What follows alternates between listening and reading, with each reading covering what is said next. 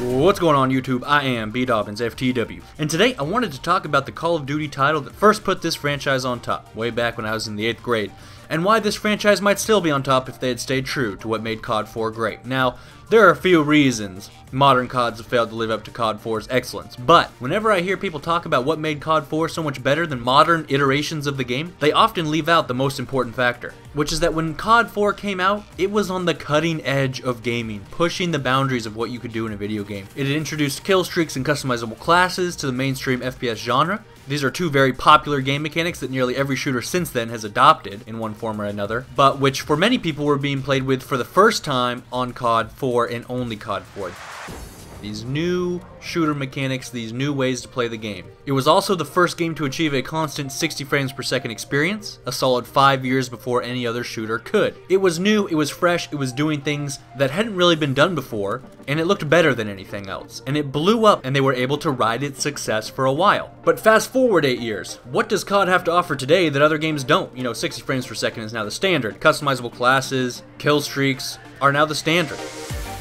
COD's biggest innovations in the last 5 years were flagrantly ripped straight out of Titanfall. It's just another shooter now. It's not on the cutting edge anymore. It's kind of like Star Wars A New Hope. When that movie first came out in the 70s, it was ridiculous because it was using all these special effects and cinematic techniques that had never been seen before anywhere else. It was way ahead of its time, and it blew up and it became this global cultural phenomenon that influenced movies for decades to come, to this day even. But if you were to release that exact same movie today, in a universe where it had never been seen before, right? It would still be a good flick, but it wouldn't blow people's minds the same way it did back when a lot of people's TVs were still black and white. Because now that we've seen things like The Matrix and Avatar, the bar's been raised, right? Star Wars A New Hope special effects are now actually kind of behind the times, which is inevitable. As technology and what's possible progresses, things that were once revolutionary and mind-blowing become standard, and then eventually they're outdated.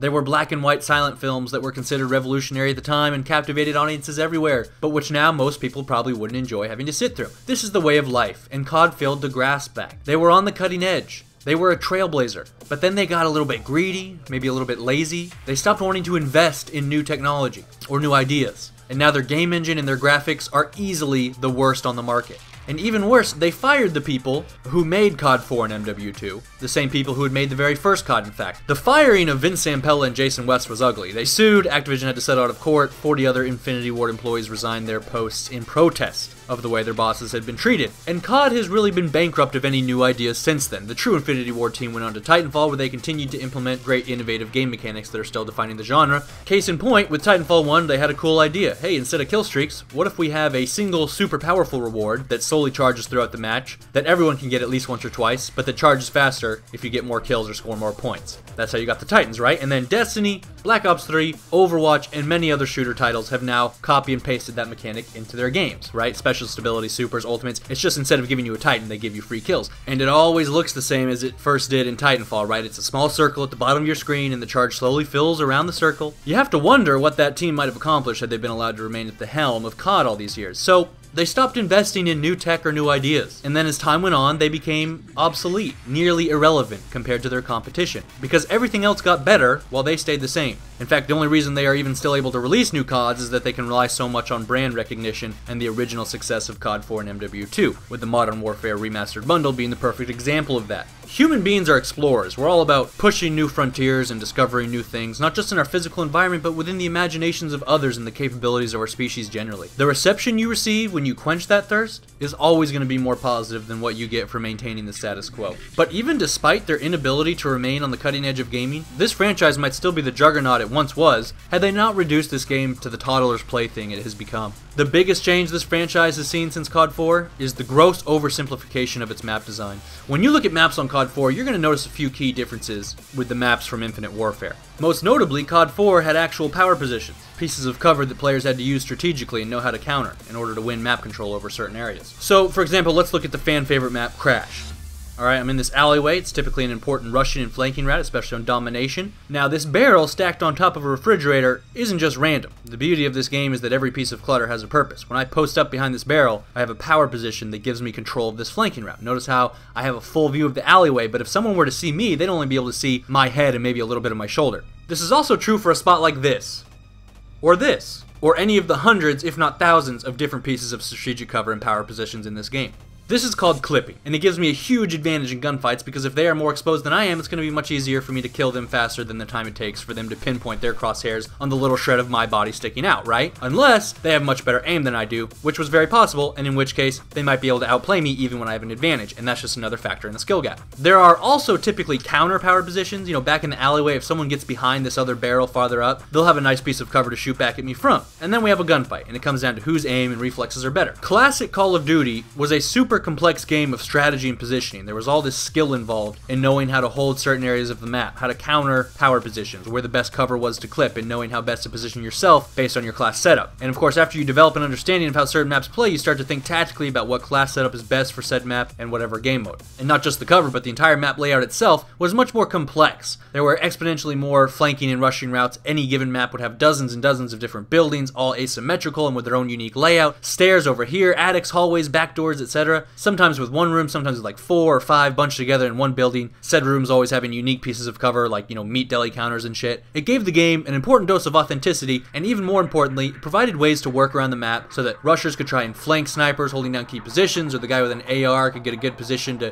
try and take out the LMG player holding down B flag. It made stealth playstyles actually viable. It made the act of having to locate your enemies and trying to predict what they were trying to do a big part of the larger strategic chess game being played. Now fast forward to Infinite Warfare, let's check out the map Frontier. Here is your typical piece of cover in Call of Duty nowadays. There's not really any way to clip it, and the only part of your hitbox it hides is the part the enemy shouldn't be shooting anyways, which is your legs and penis. The aim assist is going to let them lock their crosshairs on you probably just as quickly, and notice how because the cover is such a perfectly symmetrical little box, it doesn't really matter which side of the cover you're on. Neither side has an advantage. It's just about who gets there first. And that's true for most of the cover on this map and this entire game. It serves very little purpose.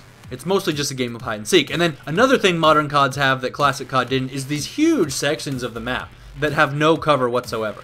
I mean, if you run into someone in this big-ass hallway, for instance, these stairs, the only real thing that determines who wins that fight is connection. And with COD's shitty-ass netcode, that's gonna be totally random, because it's a Call of Duty slot machine. And then the map layout itself is grossly simplistic. It doesn't have a fraction of the flanking and rushing routes we used to see. You don't have to try and anticipate where the enemy might be or where they're headed, because really there's only 3 possibilities, always laid out so nicely. You just have to choose a direction, walk forward, and you'll run into somebody in a huge open area with no cover or stupid ass box that might as well not be there, and you'll randomly get a free kill or take a basically unavoidable death. They simplified the map design to attract more new customers and to keep people from getting too frustrated by getting consistently outplayed. But there's a downside to this, and that is that it saps most of the intellectual strategy-based skill from the game, which makes it less fun. When I was 3 years old, I liked to play with blocks. They were a lot of fun. I would stack them and knock them over, sometimes I'd arrange them into towers or pyramids, and that shit would keep me entertained for hours at a time. It was a hobby of mine and many others at that age. But as you grow older, you don't find the same enjoyment in the simplistic activities of your childhood. At age 22, blocks wouldn't keep me entertained for that long, if at all. I would get bored pretty quickly, because boredom is the absence of mental arousal, of intellectual stimulation, right? When you get put on timeout or you go to jail, the real punishment is the boredom, because they're not causing you physical harm or anything, they're just making you sit there with nothing to do. Your mind has nothing to preoccupy itself with, and you're bored, and it sucks so bad that it has been mankind's go-to punishment for the last few thousand years. Call of Duty at this point is the blocks of gaming. The people who still enjoy it are what I like to call hashtag COD toddlers, because only a really little kid consistently enjoys something so intellectually bankrupt. But of course that's who this game is really for, the COD toddlers. The For the Win query of the day is what is something you used to have a lot of fun doing when you were much younger, but now that you're older isn't as fun. For me, it's single player FPS campaigns. Thanks for watching, please remember to rate. This is Batman signing out.